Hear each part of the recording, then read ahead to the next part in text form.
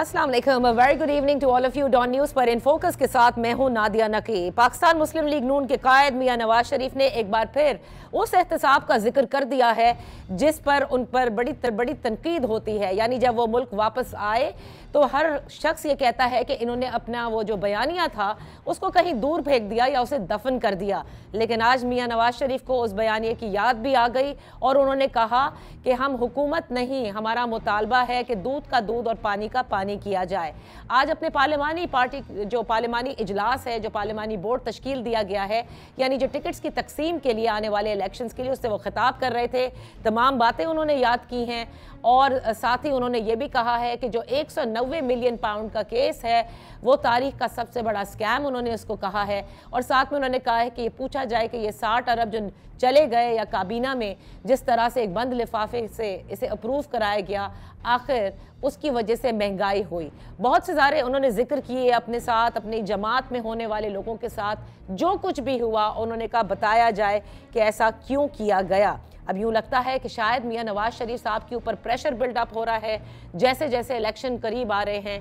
क्या नवाज शरीफ साहब अब ये समझते हैं कि पाकिस्तान मुस्लिम लीग नून के लिए आने वाले इलेक्शंस में इतना आसान नहीं होगा कि वो दो तिहाई अक्सरियत जो है वो हासिल कर लें या आराम से सीट्स निकाल लें? और क्या उसकी वजह वो ये समझते हैं कि पाकिस्तान तहरीक इंसाफ का वोटर है, या वो ये समझते हैं कि उनकी भाई की जो 16 माह की हुकूमत थी उसमें जो रिकॉर्ड तोड़ महंगाई हुई वो पाकिस्तान मुस्लिम लीग नून के लिए मुश्किलात का सामना कर सकते हैं? पाकिस्तान मुस्लिम लीग उससे मेरे साथ हैं राजा रियाज साहब, जमहूरियत हो चुकी है पाकिस्तान मुस्लिम लीग नून में, साबिका हुकूमत के अंदर लीडर ऑफ द ऑपोजिशन थे। Thank you so much for joining us. Raja साहब, आज मियां साहब को एहतसाब फिर एक मरतबा याद आ गया, मुतालबा भी उन्होंने किया कि दूध का दूध और पानी का पानी होना चाहिए। रिलीफ तो मिल रहे हैं उनको अदालतों से, फिर मैं इस फ्रेज से मुराद क्या है? देखिए मोहतरमा, मियां नवाज शरीफ के साथ बहुत सख्त ज्यादती हुई है। उनकी हुकूमत खत्म की गई, उन्हें सजाएं झूठे मुकदमे बना के झूठी सजाएं दी गई, उनको वज़ीर आज़म की कुर्सी से उतारा गया और एक दफा नहीं कई दफा उतारा गया। तो जो कुछ नवाज शरीफ ने अपनी जिंदगी में देखा है और जो उनके साथ जुल्म और ज्यादती हुई है वो उसका तज़किरा करते हैं और करते रहेंगे। ये आप जो कहती है ना कि याद आ गया, वो भूले ही नहीं तो याद क्या आना। जिसके साथ इतनी ज्यादती हो, इतना जुल्म हो, उसकी हुकूमत खत्म कर दी जाए, उसको जेल में डाल दिया जाए, उसकी बेटी को जेल में डाल दिया जाए, उसके भाई को जेल में डाल दिया जाए, उसके भतीजे को जेल में डाल दिया जाए, उनके जो बाकी साथी हैं पार्टी के उनको जेलों में डाल दिया जाए झूठे मुकदमों में। राना सनाउल्लाह साहब को झूठे मुकदमे में ठीक, लेकिन राजा साहब, मियां साहब तो ये सारे मामला अल्लाह पे छोड़ चुके थे ना। जिनके साथ ये जितना कुछ मैं कह रहा हूँ इतना कुछ हुआ हो तो वो कैसे भूल सकता है? वो नहीं भूलेंगे, वो इसे याद भी करेंगे और इसका मुनासिब वक्त पे हिसाब भी करेंगे और होना भी चाहिए। मैं मियां नवाज शरीफ बिल्कुल दुरुस्त कह रहे हैं, पूरी जमात उनके साथ खड़ी हुई है और उनका मुतालबा बड़ा जायज है कि आखिर ये क्यों हुआ इस तरह, इसकी वजूहात क्या थी। मुल्क इतनी तरक्की कर रहा था, बिजली के कारखाने चल रहे थे, लोगों के कारखाने चल रहे थे, मोटरवेज बन रही थी, लोगों में खुशहाली थी और खुशहाली आने वाली थी। तो उस वक्त एक लाडले को, एक ऐसे शख्स को मुल्क पे ला के बिठा दिया गया जिसने मुल्क के तमाम इदारों का बेड़ा गर्क कर दिया। तो फिर मियां नवाज शरीफ का ये सवाल उठाना तो बनता है मोहतरमा। अच्छा ठीक है, लेकिन राजा साहब आप मुझे बताएं ना, उन्होंने ये पहले तो वो कहते थे, याद है लंदन से चलने से पहले कि कौमी मुजरिमों को सजा मिलनी चाहिए। फिर जब वो वापस आए तो उन्होंने कहा मैंने तमाम मामलात अल्लाह पर छोड़ दिए हैं, आपको याद होगा। अब जो वो ये बार बार कह रहे हैं तो इसका मतलब वो एहतसाब करना चाहते हैं और अगर उनकी हुकूमत बनेगी तो वह एहतसाब करेंगे उन लोगों का। और उन लोगों में क्या, लेट्स बी वेरी कैंडिड, क्या उनमें जो है वो जनरल रिटायर्ड बाजवा का वो जिक्र कर रहे हैं?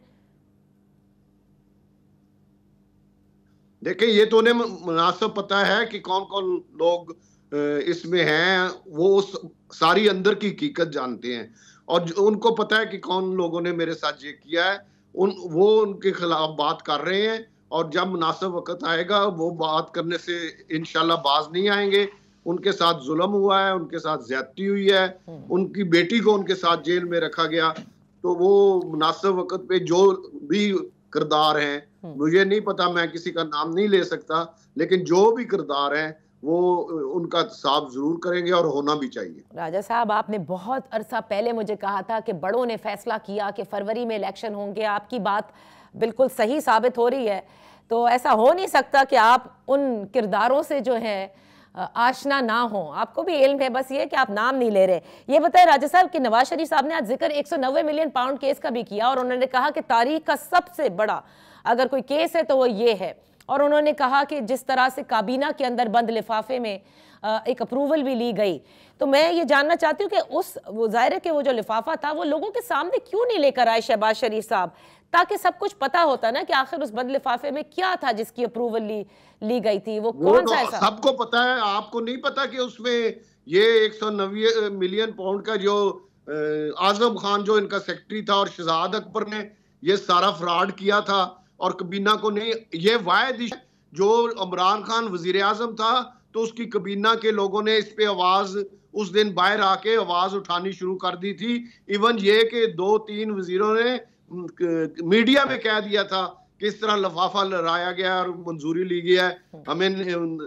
हमने पूछा भी है कि ये क्या है, तो हमें नहीं बताया गया। उसमें आजम खान जो वजीर आजम का सेक्रेटरी था, जो अब वादा माफगुआ बन गया है, सारे गलत काम कराने में इस शख्स का भी एक अहम रोल है। और दूसरा शहजाद अकबर फ्रॉडिया जो मुल्क छोड़ के भाग गया है। मैंने पहले कहा था इमरान खान को कि सबसे पहले जो आदमी आपको छोड़ के जाएगा इमरान खान साहब, आज आपको ये पागल बना रहा है, बड़ी 3-3 घंटे की प्रेस कॉन्फ्रेंस कर रहा है, लेकिन सबसे पहले जो आदमी ये फ्रॉडिया छोड़ के जाएगा उसका नाम शहजाद अकबर है। ये अगर कभी आपको जिंदगी में इमरान खान मिले तो आप उनसे पूछ लीजिएगा कि ये बात मैंने उनसे की थी कि और नहीं की थी। अच्छा, लेकिन राजा साहब एक बात बताइएगा कि जब अब बाद में अपनी जब हुकूमत चली गई तो जो बारी तहरीक इंसाफ है वो बार बार ये कहा करते थे कि वो हर काम जो है वो जनरल बाजवा के कहने पर हो रहा होता था, बहुत सारी चीज़ों में उनका अमल दखल भी खुद का नहीं था बतौर वजीर आजम। इतना बड़ा ये केस जिसमें मलिक रियाज साहब का जिक्र हो एंड एवरीबडी नोज के उनका नाम लेते हुए भी लोग पता नहीं क्यों कांपते हैं, तो क्या ये मामला उस वक्त की एस्टैब्लिशमेंट से डिस्कस नहीं हुआ था, या जनरल बाजवा से या जनरल फैज से कुछ इल्म है आपको? मेरा नहीं इल्म। हमने तो अगले दिन जब मीडिया पे वजीर जो इमरान खान की जमात के वजीर थे, पीटीआई के वजीर थे, उन्होंने जब बात करनी शुरू की कि इस तरह लिफाफा लहरा के मंजूरी ली गई है और उसमें मेन किरदार मैंने आपको दोनों बता दी है, तो उस वक्त से हमने पूछना शुरू किया तो फिर से पता चला कि ये लिफाफे में 190 मिलियन पाउंड की कोई अप्रूवल थी जो कैबिनेट से ली गई और वो सारा पैसा फ्रॉड से इमरान खान और इमरान खान की अहलिया बुशरा बीबी खा गए हैं और उसमें वो गोगी का भी बड़ा रोल था। ये सारा फ्रॉड जो है मुल्क के साथ किया गया 60 अरब के करीब पाकिस्तानी रुपयों का। अच्छा। ये इमरान खान की निगरानी में हुआ है और अब भी लोग ऐसे पागल हैं जो अब भी उसको कहते हैं कि ये ईमानदार है। ये बिल्कुल करप्ट आदमी है। इसने बहुत ये जो बुजदार था उसके जरिए जितनी करप्शन का माल निकाला गया है आप सोच नहीं सकते। अच्छा राजा साहब, आपने कहा अभी भी ऐसे लोग हैं जो इमरान खान साहब की शायद तारीफ करते हैं या उन्हें ईमानदार समझते हैं।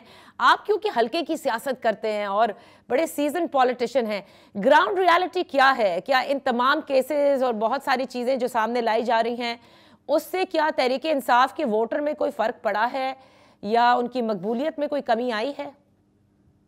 बहुत फ़र्क पड़ा है। कुछ ही, मैं खुद आपको एडमिट कर रहा हूं कि कुछ ही बच्चे हैं यंग जो यूनिवर्सिटी कॉलेजों में पढ़ते हैं, कुछ परसेंट वो ये चीज़ें मानने के लिए तैयार नहीं। हालांकि उनको बताया भी है, मीडिया पे भी साबित हो गया है, हर जगह साबित हो गया है कि इमरान खान की निगरानी में करप्शन हुई है, लेकिन मैं इस चीज़ को तस्लीम करता हूं कि वो नहीं मानते। वो कहते हैं ये सारा इमरान खान का मीडिया ट्रायल हो रहा है। तो वो बच्चे हैं कुछ परसेंट, बाकी ज्यादातर लोग जो मैच्योर लोग हैं, जो पढ़े लिखे लोग हैं, वो ज्यादा समझ गए हैं और आजकल जो कारोबारी बुरान है वो भी ये समझ गए हैं कि ये सारा इमरान खान की वजह से है। और इंशाअल्लाह ताला मुस्लिम लीग नून पंजाब में स्वीप करेगी और नवाज शरीफ वजीर आजम पाकिस्तान होंगे। राजा साहब यहाँ पर एक ब्रेक लेते हैं, ब्रेक के बाद अपनी गुफ्तगू जारी रखेंगे।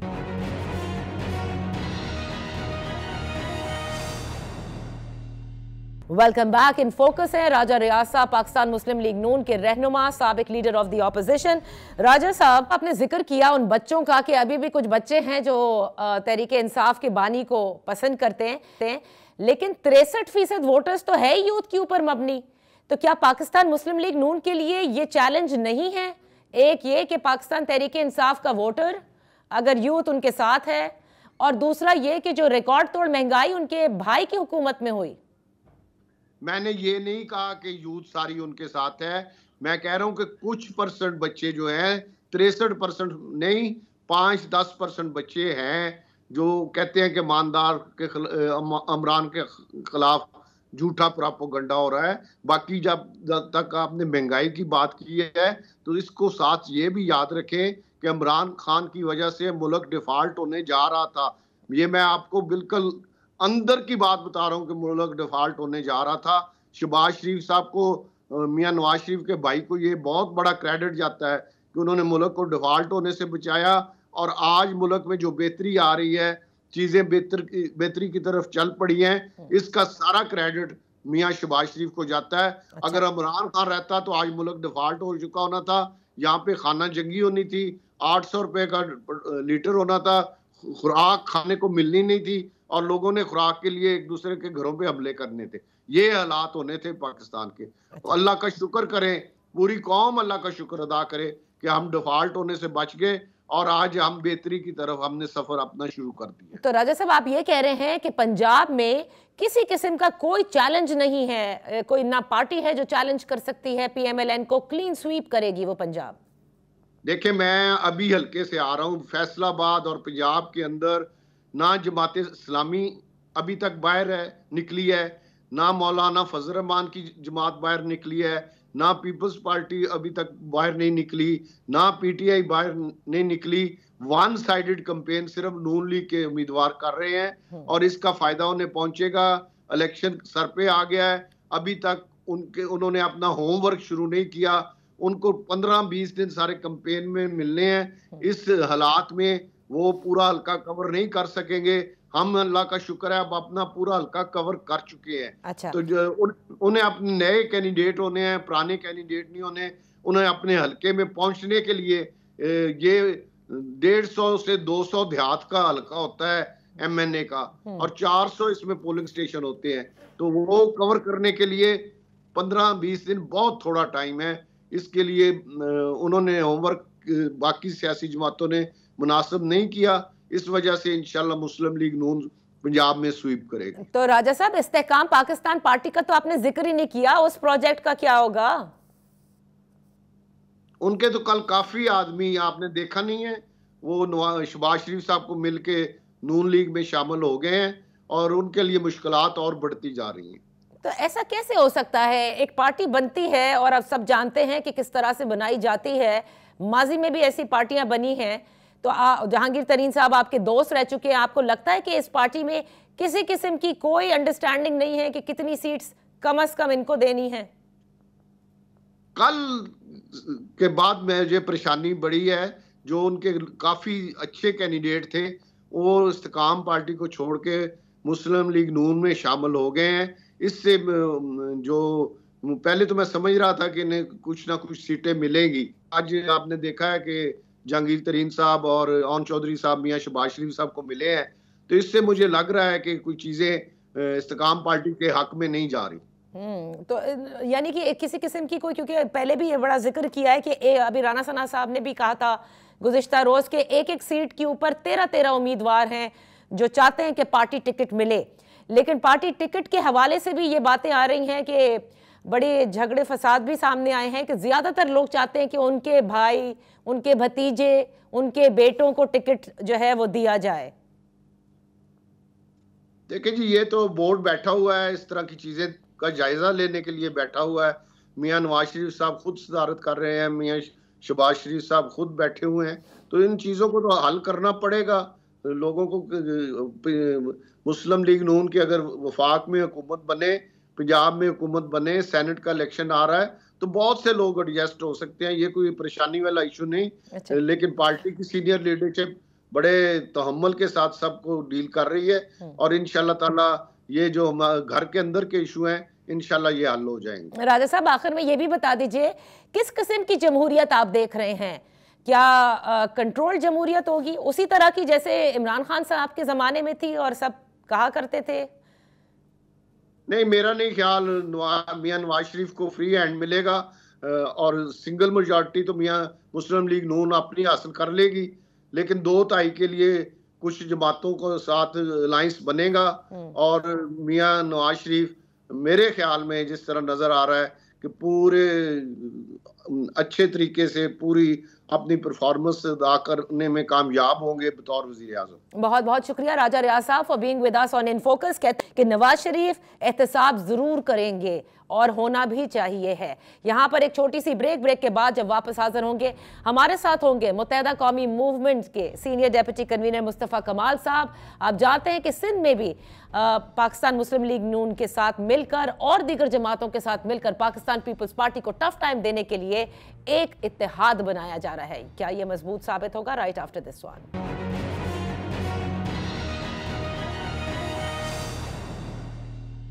Welcome back. Muttahida Qaumi movement काफ़ी कुछ करती नजर आ रही है, कन्वेंशंस भी, जलसे भी, और इसके साथ साथ आज जो सैयद मुस्तफ़ा कमाल साहब जो कि सीनियर डिप्टी कन्वीनर हैं मुत्तहदा कौमी मूवमेंट के, उन्होंने 18वीं तरमीम का जिक्र किया कि उससे इख्तियारात की मुंतकली नीचे तक नहीं हुई, सूबे की खुद मुख्तारी का भी उन्होंने जिक्र किया।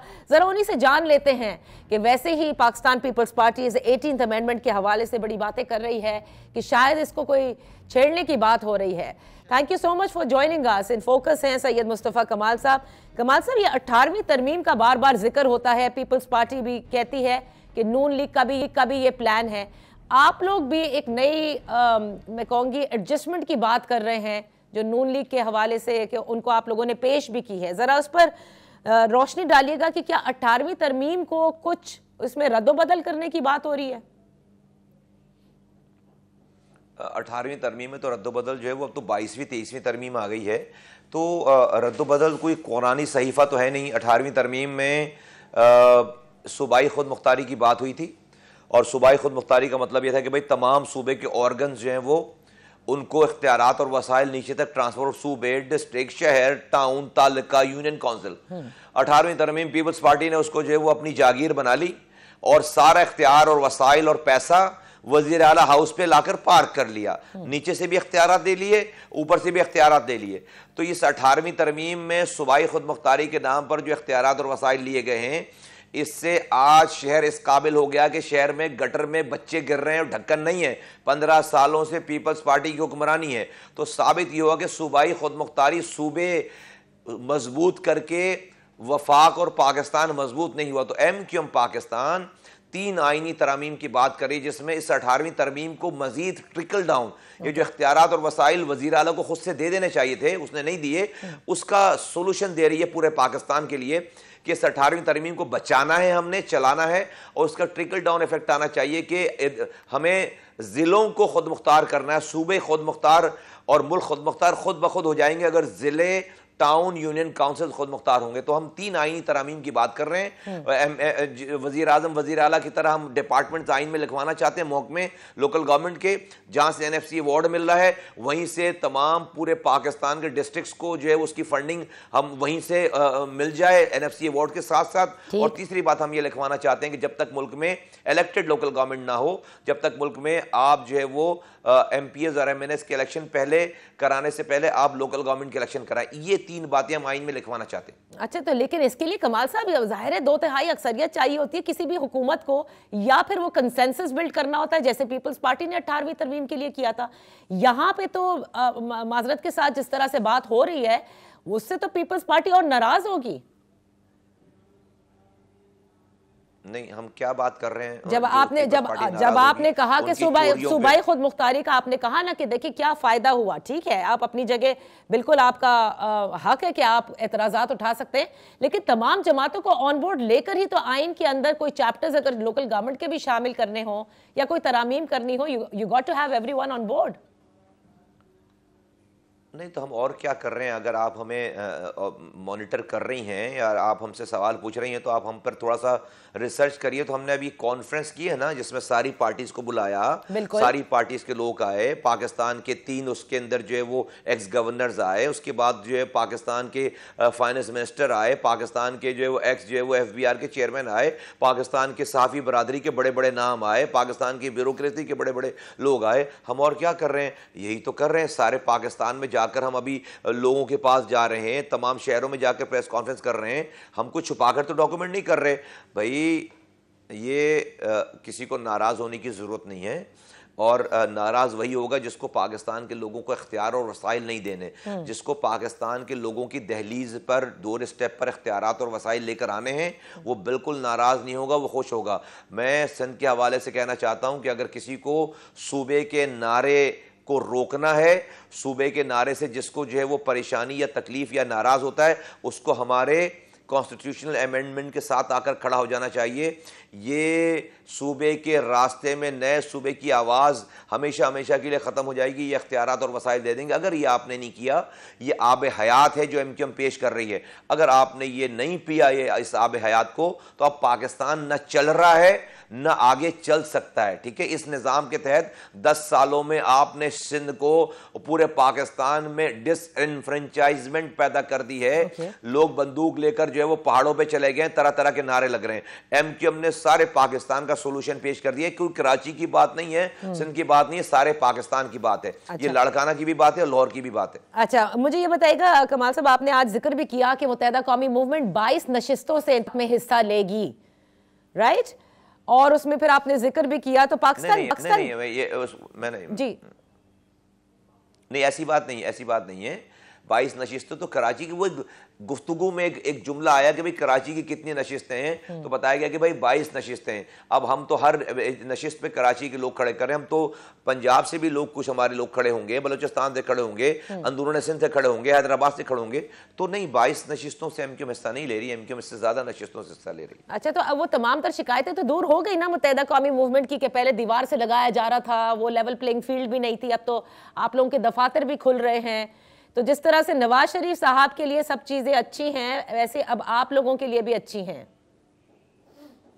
नहीं, हमारे लिए नहीं अच्छी। हमें बिल्कुल दीवार से लगाया हुआ है पीपल्स पार्टी ने। अभी भी इलेक्शन नहीं छोड़ेंगे, लेकिन और भरपूर उसके अंदर हम जो है वो रवाम में गए हुए हैं, जा रहे हैं। इलेक्शन नहीं छोड़ेंगे, दीवार से बिल्कुल लगाया हुआ है। चीफ इलेक्शन कमिश्नर इनका आदमी है, मेंबर जो है निसार दुरानी इनका आदमी है। हल्का बंदियाँ हमारे कहने पर नहीं हुई, हमारी हल्का बंदियाँ ख़राब कर दी गई, सारी जेरमेंडरिंग कर रहे हैं। वफाकी सूबाई वज़ीर आला इनके हैं, उनकी वज़ीर जो है वो सारे उनके हैं, पुलिस इनकी है। दीवार से तो लगाया हुआ है, और क्या है। तो लेकिन हम इलेक्शन नहीं छोड़ेंगे, और भरपूर जो है वो उनका मुकाबला कर रहे हैं। आखिरी काम लोगों का जो है, लोगों को हमारे काम लोगों को याद है, और इंशाल्लाह ताला हम 2013 की पोजीशन पे वापस जाएंगे। Level playing field Peoples Party ने हमें यहाँ पर नहीं दे रखी। और इसकी शिकायत आपने कई मरतबा की। आप तो यहाँ तक गए थे, मतलब like you had gone to the extent से, कैसा लगता है कि जो सूबाई मेंबर कमीशन है वो हलफ याफ्ता है किसी सियासी जमात के। आई बिलीव कि आप इन्हीं की तरफ इशारा कर रहे थे, पीपल्स पार्टी की तरफ। जी, जी बिल्कुल उन्हीं की तरफ इशारा नहीं, मैं नाम ले रहा हूं उनके। आप कोई भी रिसर्च करवा लेना, 5 मिनट में पता चल जाएगा कि पूरा खानदान वो खुद किसके जो है वो वर्कर हैं। आपने यहाँ पर 1 साल पहले लोकल गवर्नमेंट के इलेक्शन का असर देखा है कि डाकू टीवी कैमरे आपके दिखा रहे हैं कि डाकू आते हैं अंदरूनी सिंध के जो है वो पोलिंग स्टेशनों से, वो बैलेट बॉक्स और अमला सब साथ ले जाते हैं अगवा करके। 5 बजे वापस, बड़े सोफिस्टिकेटेड डाकू थे, 5 बजे छोड़ जाते हैं वापस, और अंदर से वोट पीपल्स पार्टी का निकल रहा है, और उसकी अनाउंसमेंट भी कर दी। वो election commissioner, chief election commissioner Sindh का, जिसको अगले दिन सैक होकर गिरफ्तार हो जाना चाहिए, अब वो जनरल इलेक्शन कराने वही मौसूफ जा रहे हैं। पीपल्स पार्टी के वो करता धरता हैं, उनके वर्कर की तरह काम कर रहे हैं। हमें इस वाली बात पर एतराज़ है जो हमने उठाया है, एतराज़ और सारी पार्टियों का एतराज़ है। अच्छा, मुझे ये बताइएगा, ये जो एक इत्तेहाद बन रहा है जिसमें बज़ाहिर तौर पर ये बताया जाता है कि पीपल्स पार्टी को चैलेंज दिया जाएगा, it's not going to be easy for them. Peoples Party तो कहती है MQM के पास जाहिर है कोई वोट बैंक बचा नहीं है, वो सहारे ढूंढ रही है, इसीलिए तो ये इत्तेहाद फॉर्म हुआ है। तो ऐश करें फिर, सुकून से रहें। तो इतना परेशान होने की क्या जरूरत है? जब हमारे पास कोई वोट बैंक ही नहीं बचा है तो बाबा मजे करो यार, ऐश करो और जीत जाना। तो फिर टेंशन काहे की है? रोजाना जो है वो शोर शराबा क्यों कर रहे हैं? तो मसला ही खत्म हो गया सारा। ये तो हमारा तो मैंडेट ही नहीं है, देख लेते हैं। अच्छा, आज आपने प्रेस कॉन्फ्रेंस में एक और बात भी की, लंदन के हवाले से किया। आपने कहा कि पीपल्स पार्टी इस बात का इंतजार कर रही है कि लंदन से कोई बॉयकॉट की जो है वो आवाज़ आ जाए। एक खबर आपकी नज़र से भी गुजरी होगी कमाल साहब कि इंटरनेशनल MQM ने जो है वो इंडिपेंडेंटली लोगों को कहा है कि to stand as independent candidates. क्या ये मसला हो सकती है MQM के अपने वोट बैंक के लिए यहाँ कराची में, अंदरून सिंध में, शहरी इलाकों में? देखिए जी, ये बात कोई मैं नहीं कह रहा पीपल्स पार्टी वाले अपनी तकरीरों में खुद कह रहे हैं। वो अपने 15 सालों की हुकूमत के बाद अपने काम गिनाने के बजाय, अपनी कारकर्दगी गिनाने के बजाय, उनके पास एक ही नैरेटिव है कि लंदन बॉयकॉट करेगा तो इस MQM को वोट नहीं पड़ेंगे, तो लंदन के MQM को वोट नहीं पड़ेंगे तो वो जीत जाएंगे। ये उनका नैरेटिव है, ये मैं नहीं कह रहा, ये वो कह रहे हैं, हर अपनी तकरीर में कह रहे हैं सारे, ठीक है। तो इस वाली बात का मैंने रिपीट की, ये वाली बात कि आज अल्ताफ़ हुसैन साहब मुहाजिरों के काम आने के बजाय पीपल्स पार्टी के काम आ रहे हैं। वो हमारे इस कौम के किसी काम के रहे नहीं हैं, और उसकी मैंने जो है वजूहात बताई कि क्यों नहीं रहे वो काम। बकिया जो है वो हर किसी को इलेक्शन लड़ने का जो है वो हक है, आए अपनी जो है वो मालूमात कर लें, अपनी वैसे तो इलेक्शन के ज़माने में ज़ाहिर है तमाम सियासी जमातें टेक अ मैक्सिमम ग्राउंड, लेकिन आप मुस्तकिल कह रहे हैं कि 21 जनवरी का जो जलसा होगा उसका जब भी आप जिक्र करते हैं तो वो कहते हैं कि 8 फरवरी का रिजल्ट उसमें नज़र आ जाएगा। तो ये क्या MQM ने कोई बहुत बड़ा जलसा प्लान किया है? दिस इज़, आप बहुत ज़्यादा इसके ऊपर जो है वो ऐसा लगता है कि मुनस्सर कर रहे हैं as a big power show. मुनसर तो हम नहीं कर रहे किसी चीज़ के ऊपर। हम तो अभी से नहीं, हम पिछले 4 महीनों से आप हमारे जलसे देख रही हैं, और हम हर टाउन वाइज जलसा करते हैं।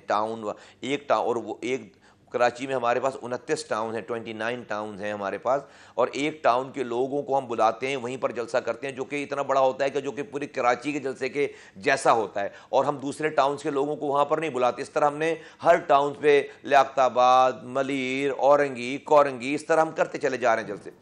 लेकिन हमने 21 जुलाई का जो जलसा रखा है, 21 जनवरी का, वो है पूरी कराची का जलसा। तो यकीनन जब हमारे टाउन्स के जलसे इतने बड़े हो रहे हैं तो we are expecting a very massive show इंशाअल्लाह ताला, और वो बताएगा इंशाअल्लाह ताला वो जलसा के कराची किसका है। आखिर में एक चीज़ बताते जाएगा कमाल साहब कि आयशा मंजिल की जो अर्शी मार्केट जिसके अंदर आग लगी थी उसमें कॉम्पनसेशन की बात की गई थी, और क्योंकि मुत्तहिदा कौमी मूवमेंट के सारे जो कारकुनान हैं उन्होंने वहाँ पर मदद भी की, वो अभी भी इमदाद कर रहे हैं, उसका क्या हुआ कॉम्पनसेशन का? जी, आपके सामने वज़ीर आला, आपके कैमरों के सामने वज़ीर आला साहब को रिक्वेस्ट की गई, वो आए वहाँ पर, उन्होंने कमिटमेंट्स की हैं, और हम उसको मुसलसल फॉलो अप कर रहे हैं कि वो जिन लोगों के घर जले हैं, जिनका सामान जला है, जिनका कारोबार जला है, उनको गवर्नमेंट कॉम्पनसेट करे, और मुसलसल कांटेक्ट में है और हम फॉलो अप कर रहे हैं इसको। ओके, और जब से आप, क्योंकि मेयर रह चुके हैं, वो फायर का सब आपके अंडर था, क्लियरली रिमेंबर आपके साथ बड़े इस पे प्रोग्राम किए थे, अब से लेके जब से लेके अब तक कोई इंप्रूवमेंट आई है हमारे इस फायर डिपार्टमेंट में? इस 15 सालों में पीपल्स पार्टी ने गटर के ढकने भेज दिए, बच्चे गिर रहे हैं, उसके अंदर दुनिया चांद पर जा रही है। हम जो है वो अपने बच्चे नहीं बचा पा रहे कराची जैसे शहर में गटर में गिरने से, तो जो है वो फायर ब्रिगेड का क्या हाल होगा? जो हर जगह सिस्टम चल रहा है, जो इस सूबे का हाल है पूरा, वही इस फायर ब्रिगेड का हाल है। इतनी बड़ी सूबाई हुकूमत है, 22,000 अरब रुपए खर्च किए, कोई प्रॉब्लम होनी चाहिए आपके इक्विपमेंट्स के हवाले से और चीज़ों के हवाले से नहीं है, कोई तवज्जो नहीं है, तो ओनरशिप नहीं है पीपल्स पार्टी के, अनफॉर्चुनेटली कुछ भी नहीं किया। सही, बहुत बहुत शुक्रिया सैयद मुस्तफ़ा कमाल फॉर ऑन इन फोकस। यहाँ पर एक छोटी सी ब्रेक लेंगे, ब्रेक के बाद जब वापस आएंगे तो तहरीक इंसाफ के जो इंट्रा पार्टी इलेक्शंस पर एतराज़ात उठाए गए हैं, जिस दिन ये इलेक्शन हुए उस वक्त चीफ इलेक्शन कमिश्नर उनके थे नियाजुल्लाह नियाजी साहब, जरा उनसे बात करते हैं।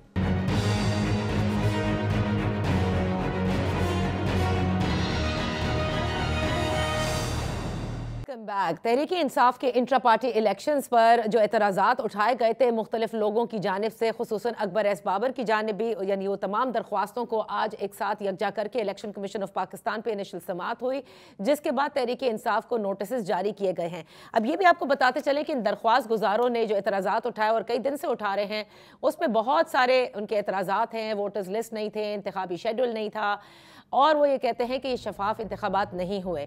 आपको याद होगा कि तहरीक इंसाफ के जो ये इंट्रा पार्टी इलेक्शंस हुए उसमें चीफ इलेक्शन कमिश्नर नियाजुल्लाह नियाजी साहब को बनाया गया था तहरीक इंसाफ से। आज उन्हीं को हमने अपने इस प्रोग्राम में लिया है ताकि उनसे जान सकें कि ये तमाम तर जो एतराज़ात उठाए जा रहे हैं इनमें कितनी हकीकत है। Thank you so much for joining us. Niazullah Niazi साहब, आप देख रहे हैं कि आज तो बाकायदा इलेक्शन कमीशन ऑफ पाकिस्तान ने दरख्वास्तों को जो है वो यकजा करके सुना भी है, पीटीआई को नोटिस भी जारी किए हैं।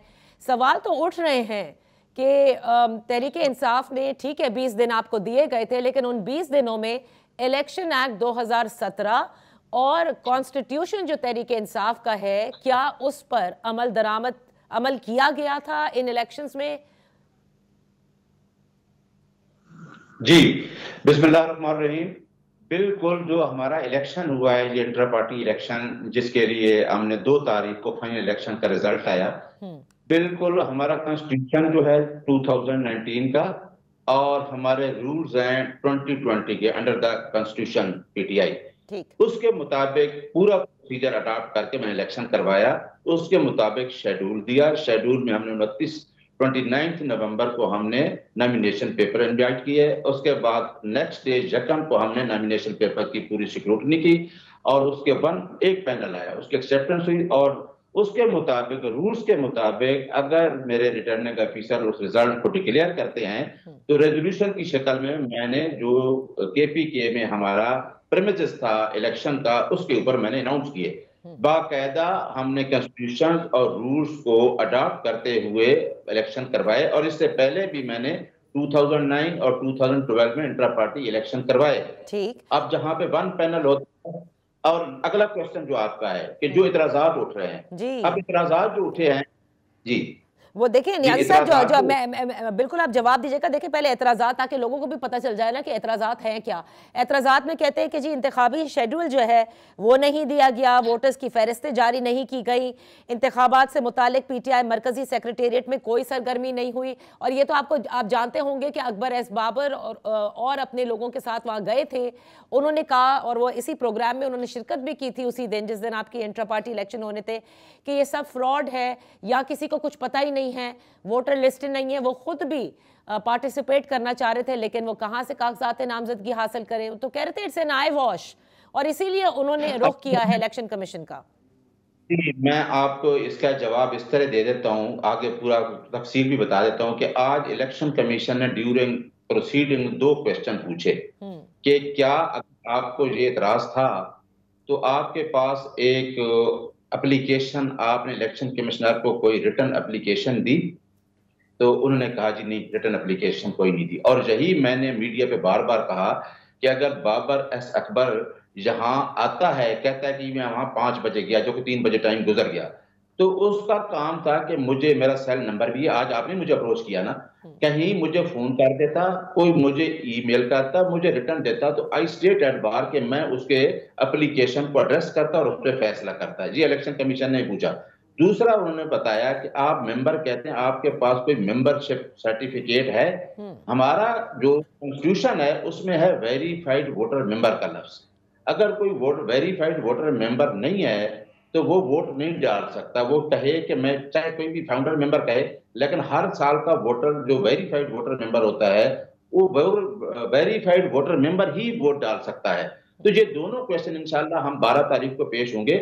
मैं कहता हूं कि ये सारी एप्लीकेशंस जो हैं वो मेंटेनेबल ही नहीं है, कि ना कोई हमारे पास अगर कोई सर्टिफाइड वोटर मेंबर नहीं है, और इतराजात जो हैं वो सारे गलत हैं। इसका मतलब आप ये कह रहे हैं नियाज़ी साहब, आप इसका मतलब आप ये कह रहे हैं कि और इलेक्शन कमीशन ऑफ पाकिस्तान को 29 को मैंने लेटर लिखा कि मुझे सिक्योरिटी दी जाए, जिसके जवाब में केपीके कमिश्नर पेशावर ने मुझे वहां सिक्योरिटी प्रोवाइड की और सारी चीजें मीडिया पे हैं। अच्छा, और इसने जो आके एक एक मीडिया यहाँ आके ऑफिस में एक वीडियो बनाई और वो आज जो भी पूछा गया 5 बजे जहाँ आता है जकम को, जो कि 3 बजे टाइम है और मुझे अप्रोच नहीं करता, और वहाँ जियो पे जाके सिर्फ वो रिकॉर्डिंग चला देता है कि देखें दी मैं गया और मुझे इलेक्शन में हिस्सा नहीं लिया। फिर अगली बात ये है कि जब खुद कहता है कि वहाँ केपीके के लोग भी थे और बलूचिस्तान के, वो कौन थे? वो लोग थे जो इस सरगर्मी में हिस्सा लेने आए थे और उन्होंने बाकायदा वो हमारे प्रपोजर और सेकेंडर थे कैंडिडेट्स के। तो इलेक्शन का प्रोसीजर पे तो आज ऑनरेबल कमीशन ने भी कह दिया है कि इलेक्शन हो गया है, प्रोसेस हो गया है, और आपके ये एतराजात हैं इलेक्शन का ना होना या ये कहना कि जो री इलेक्शन वाली बात हम नहीं सुनते। दूसरी बात उन्होंने ये भी की कि जो आप कहते हैं किन लोगों पे इतराजात है वो भी नहीं है, हाँ कोई प्रोसीजरल मिस्टेक्स हैं वो हमने जमा करा दिए और इंशाल्लाह हम 12 दिसंबर को अपना जो मौक़िफ़ है वो बयान करेंगे और इंशाल्लाह हमें उम्मीद है कि हम जमहूरी प्रोसेस में जाएंगे। अच्छा, तो न्याजी साहब पहले एक सवाल का जवाब पहले ये दे, आपने कहा वेरीफाइड वोटर मेंबर होता है हर साल का और फिर इस तरह से वो पार्टिसिपेट कर सकते हैं, तो आप ये कह रहे हैं कि अकबर एस बाबर बेशक फाउंडर मेंबर हों लेकिन वो वेरीफाइड वोटर है ही नहीं? जी नहीं है, यानी वो इलेक्शन में, यानी कि वो तहरीक इंसाफ के इंटर पार्टी इलेक्शंस में वैसे भी हिस्सा नहीं ले सकते थे।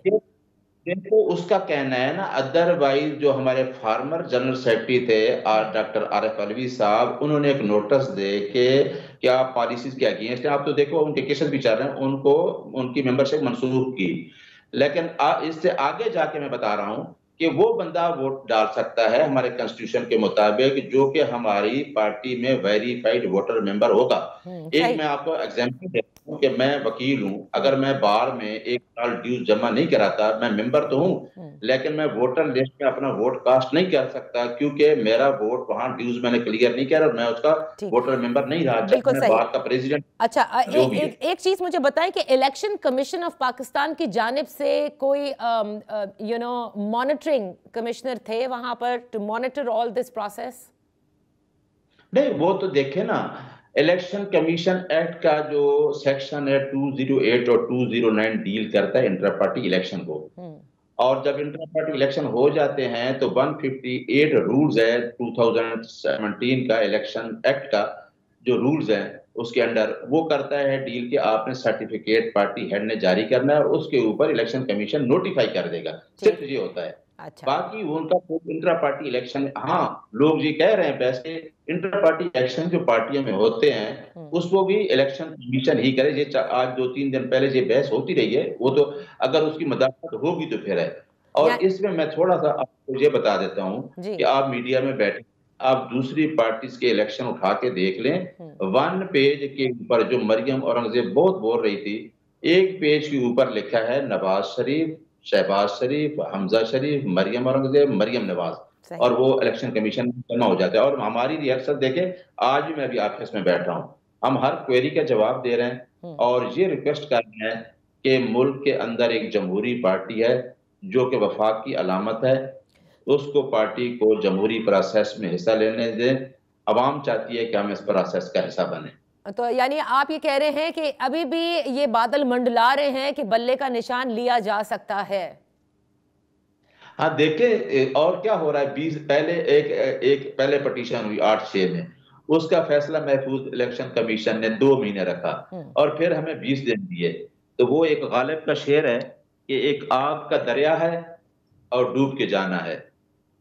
ये हमारे साथ हो रहा है कि इलेक्शन में हम प्रोसेस में जाना चाहते हैं लेकिन मुश्किलात इतनी हैं कि हम तो वकील हैं, हम उसके लिए फाइट करेंगे लीगली, आइन की बालादस्ती और बनाने के लिए। बहुत बहुत शुक्रिया नियाजुल्लाह नियाजी साहब ऑन इन फोकस। 12 दिसंबर को दोबारा इलेक्शन कमीशन ऑफ पाकिस्तान में तहरीक इंसाफ ये तमाम तर इतराजात के जवाब देगी। लेट्स सी आगे क्या होता है, बल्ले का निशान इनके पास रहता है या नहीं, ये तो आने वाला वक्त ही बताएगा। But that's all for today. कल इंशाल्लाह फिर आपकी खिदमत में हाजिर होंगे। ख्याल रखिएगा। अल्लाह हाफिज।